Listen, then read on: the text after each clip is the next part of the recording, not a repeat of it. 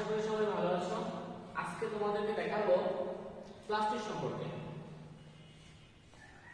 প্রথমে আসি plastic. Plastic কি?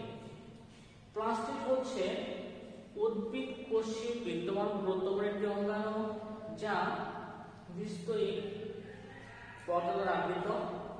এটি সবুজ বর্ণের খাদ্য তৈরি করে, রঙিন হলে খাদ্য বিভিন্ন ধরনের রং প্রকাশ করে থাকে, বিভিন্ন ধরনের পিগমেন্টের কারণে, বিশেষ করে ক্লোরোফিল, ক্যারোটিন, জাইটোফিল এই সমস্ত রং ধারণ করে থাকে। আর যদি রঙিন না হয় তখন খাদ্য সঞ্চয় করে রাখে। মোট কথা আমরা প্লাস্টিক জানি হচ্ছে প্লাস্টিক যে খাদ্য সঞ্চয় করে অথবা খাদ্য উৎপাদন করে থাকে, এই ধরনের অঙ্গাণুকে বলা হয় প্লাস্টিক। তো 1883 সালে বিজ্ঞানী স্লিপার 1883 সালে বিজ্ঞানী স্লিপার এটি প্রথম উদ্ভিদ কোষ পর্যবেক্ষণ করে আমরা দেখতে পাই। তো তিনি যেটা দেখেছিলেন সেটা আসলে ছিল ক্লোরোপ্লাস্ট। পরবর্তীতে গবেষণা করে দেখা যায় উদ্ভিদের তিন ধরনের প্লাস্টিক রয়েছে। একটি হচ্ছে লিউকোপ্লাস্ট। এটা হচ্ছে লিউকোপ্লাস্ট। লিউকোপ্লাস্ট হচ্ছে যে সমস্ত প্লাস্টিক কোনো রং ধারণ করে না, অর্থাৎ বর্ণহীন হয়ে থাকে, ওই সমস্ত প্লাস্টিককে বলা হয় লিউকোপ্লাস্ট। এই লিউকোপ্লাস্ট কোথায় থাকে? উদ্ভিদের যে সমস্ত অংশে কখনোই সূর্যের আলো পৌঁছাতে পারে না, ওই সমস্ত জায়গায় লিউকোপ্লাস্ট থাকে। তাহলে আমরা বুঝতে পারলাম লিউকোপ্লাস্ট হচ্ছে বর্ণহীন। তাহলে কোথায় থাকবে? উদ্ভিদের বিশেষ করে শিকড় বা মূল যাকে আমরা বলে থাকি, সেই মূলের ভিতরে লিউকোপ্লাস্ট সবচেয়ে বেশি থাকে, মানে লিউকোপ্লাস্টের অবস্থান সেটাই। এই লিউকোপ্লাস্টের কাজ হচ্ছে খাদ্য সঞ্চয় করে রাখা। এই খাদ্য সঞ্চয়ের উপর ভিত্তি করে একেবারে তিনটে ভাগে ভাগ করা হয়েছে। একটা হচ্ছে অ্যামাইলোপ্লাস্ট।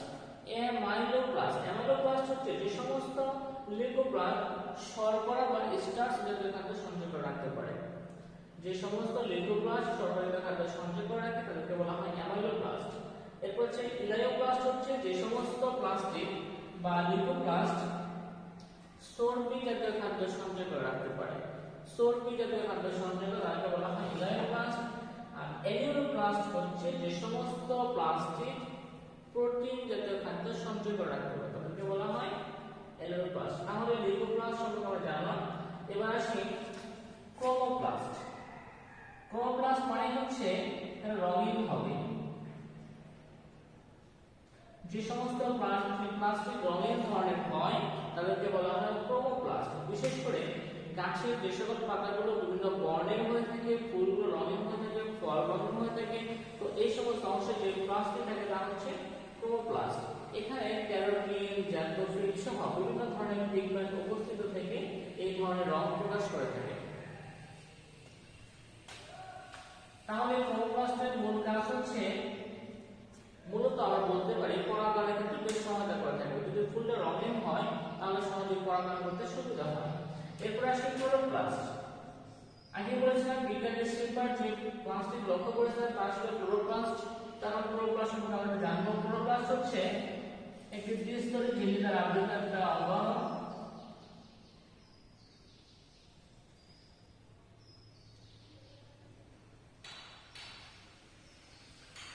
প্রতিটি কোষে এক হতে একাধিক প্লাস্টিক থাকতে পারে, অসংখ্য প্লাস্টিক থাকতে পারে। তো অসংখ্য বলবো না, এই কারণে আসলে কোষটা তো নির্দিষ্ট। একটা কোষের ভিতরে প্লাস্টিকগুলো মোটামুটি 300 থেকে 400টা পর্যন্ত হতে পারে, কারো বেশি হতে পারে, এরকম। তো যাই হোক, এক দুইটা প্লাস্টিক কোষ থাকতেই পারে। যে সমস্ত কোষে প্লাস্টিক থাকে না তারা খাদ্য তৈরি করতে পারে না। বিশেষ করে ছত্রাক কোষে কোনো প্লাস্টিক থাকে না। ছত্রাক, ব্যাকটেরিয়া, সায়ানোব্যাকটেরিয়া এই সমস্ত কোষে কোনো আমরা প্লাস্টিক দেখি না, ফলে তারা খাদ্য তৈরি করতে পারে। তাহলে প্লাস্টিকের মধ্যে গুণটা হচ্ছে ক্লোরোপ্লাস্ট থাকতে হবে। তাহলে ক্লোরোপ্লাস্ট তো রঙিন হয়, বিশেষ করে সবুজ হয়ে থাকে। ক্লোরোপ্লাস্ট সবুজ হওয়ার কারণ হচ্ছে এখানে ক্লোরোফিল নামক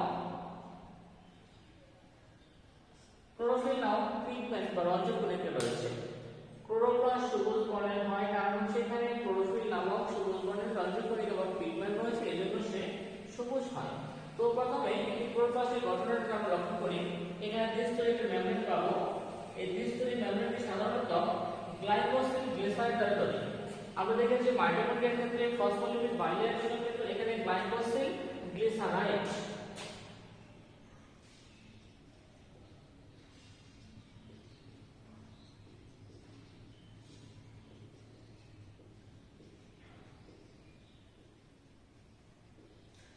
মেমব্রেন দেখতে পাচ্ছি, এই মেমব্রেন দুটো গ্লাইকোসিল গ্লিসারাইড নামক উপাদান দ্বারা গঠিত হয়েছে। এরপরে প্রথমে আসি মেমব্রেনের পরবর্তী অংশ হচ্ছে থাইলাকয়েড। আমরা এক নম্বর পয়েন্ট দেখলাম হচ্ছে এখানে মেমব্রেন, দুই নম্বর পয়েন্ট হচ্ছে থাইলাকয়েড। এখানে থলিয়াকৃতির প্লাস্টিকের মধ্যে থলিয়াকৃতির কতগুলো অঙ্গ আমরা দেখতে পাবো, যাদেরকে বলা হয় থাইলাকয়েড। এরকম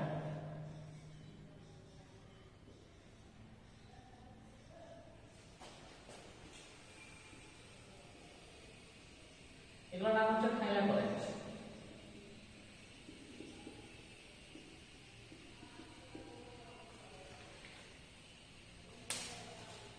এখানে অনেকগুলো থলিয়াকৃতির অংশ রয়েছে। এই থলিয়াকৃতির অংশগুলোকে বলা হয়, প্রত্যেক অংশকে বলা হয় থাইলাকয়েড। কয়েকগুলো থাইলাকয়েড মিলে, কতগুলো থাইলাকয়েড মিলে একটা গ্রানাম গঠিত হয়।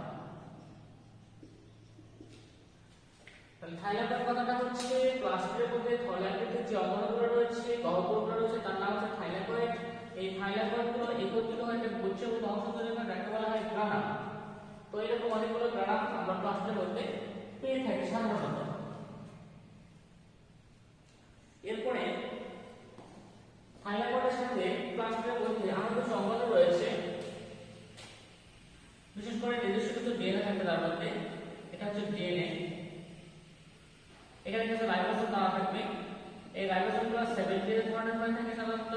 আগে কিছু রাইবোসোম থাকে 70, এখানে সে রাইবোসোমগুলো 70 ধরনের রাইবোসোম থাকে এখানে। এরপরে একটা গ্রানাম থেকে আরেকটা গ্রানামের সূক্ষ্ম নালিকাগুলো যুক্ত থাকে। একটি গ্রানাম থেকে আরেকটা গ্রানামের সূক্ষ্ম নালিকা পর্যন্ত যুক্ত হয়। এই সূক্ষ্ম নালিকাগুলো হয়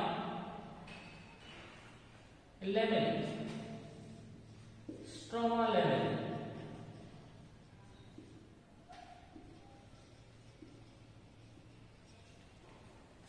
এই নালিকাগুলোর নাম হচ্ছে স্ট্রোমা লেভেলিং। আর ক্লোরোপ্লাস্টের অভ্যন্তরে স্বচ্ছ দানাদার মানে অর্ধ স্বচ্ছ দানাদার থেকে তেলের মতো যে উপাদান রয়েছে তার নাম বলা হয় স্ট্রোমা বা ম্যাট্রিক্স। অর্থাৎ এই স্ট্রোমাগুলোর ভিতরে থাইলাকয়েড, গ্রানাম, তারপরে স্ট্রোমা ল্যামেলা এই সমস্ত সেলের ভিতরে বিদ্যমান থাকে। এছাড়াও প্রতিটি ক্লোরোপ্লাস্টে বিভিন্ন ধরনের প্রোটিন, লিপিড, গ্লিসারিন, ফসফোলিপিড এই সমন্বয়ে ক্লোরোপ্লাস্ট গঠিত হয়ে থাকে। এই হচ্ছে একটি ক্লোরোপ্লাস্টের গঠন। তো ক্লোরোপ্লাস্টের গঠন আমরা দেখতেছিলাম থাইলাকয়েড সম্পর্কে, স্ট্রোমা সম্পর্কে দেখলাম। এই থাইলাকয়েড গুলো বিভিন্ন জটিল উপাদান দ্বারা গঠিত হয়েছে। প্রতিটি থাইলাকয়েড এরকম থাইলাকয়েড যদি আমরা একটু বড় করে দেখতে চাই তাহলে দেখা যাবে থাইলাকয়েডের এই অংশগুলোতে বিভিন্ন ধরনের বস্তু রয়েছে যেগুলো এটিপি সংশ্লেষণ করে থাকে এরকম। তো থাইলাকয়েডের গায়ে এগুলো রয়েছে। মূলত সূর্যের আলো থেকে আগত আলোক রশ্মি, সূর্যের আলো থেকে আগত আলোক রশ্মি প্লাস্টিকের থাইলাকয়েড সংগ্রহ করে থাকে, গ্রহণ করে থাকে। আচ্ছা, থাইলাকয়েডের এই গায়ে আমরা কিছু অংশ দেখব যেগুলো এটিপি সংশ্লেষণ করে থাকে। এটিপি সিনথেসিস,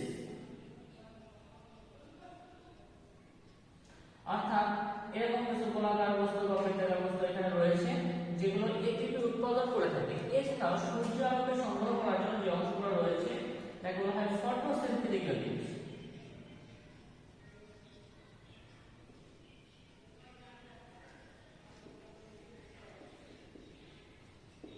আমরা দেখতে পাচ্ছি প্লাস্টিকের থাইলাকয়েড সূর্যালোকে গ্রহণ করতে পারে।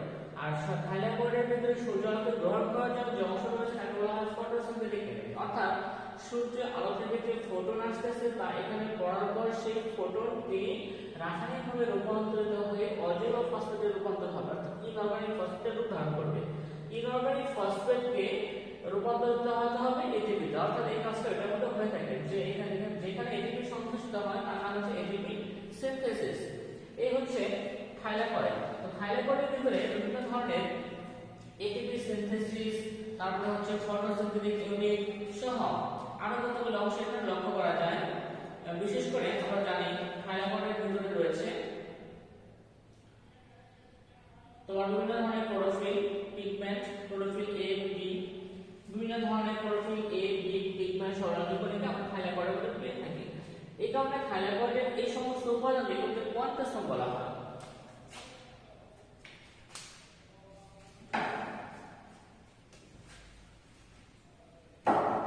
কি বলতেছিলাম, থাইলাকয়েডের ভিতরে বিভিন্ন ধরনের ATP synthesis, photosynthetic unit, chlorophyll A, chlorophyll B সহ বিভিন্ন পিগমেন্ট রয়েছে, যাদেরকে একত্রে বলা হয় কোয়ান্টাসম।